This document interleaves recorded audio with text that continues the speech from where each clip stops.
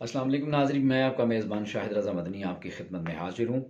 आप मेरा YouTube channel Shahid रज़ा Islamic zone देख रहे हैं। एक भाई ने सवाल पूछा है कि वाशरूम में वज़ू कर सकते हैं या नहीं, और अगर वहाँ पे वज़ू करें तो वज़ू के दरमियान जो दुआएं पढ़ते हैं तो क्या वो दुआएं हम पढ़ सकते हैं या नहीं।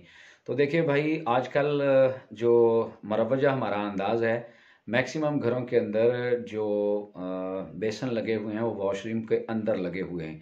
तो अगर कोई वॉशरूम के अंदर बेसन पे खड़े होके वुज़ू करता है तो उसमें वुज़ू करने में कोई कबाहत नहीं है, वुज़ू उसका हो जाएगा। वुज़ू करना भी जायज़ है, वुज़ू हो जाता है, इसमें कोई दूसरी राय नहीं है। लेकिन अगर आप जो दुआएं पढ़ने की बात कर रहे हैं, तो चूँकि वो वॉशरूम है तो वहाँ पे बैतुल ख़ला है, वहाँ पे हम किसी किस्म की कोई कुरानी या मासूरा दुआ नहीं पढ़ सकते।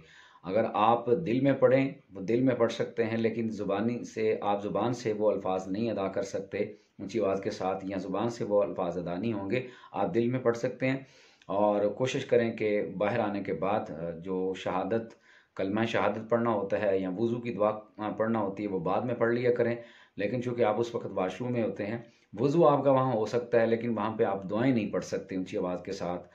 अल्फाज की अदायगी के साथ वो दुआएँ जो हैं वो पढ़ना जायज़ नहीं है। बाकी आप वुज़ू करें, आपका वुज़ू हो जाएगा।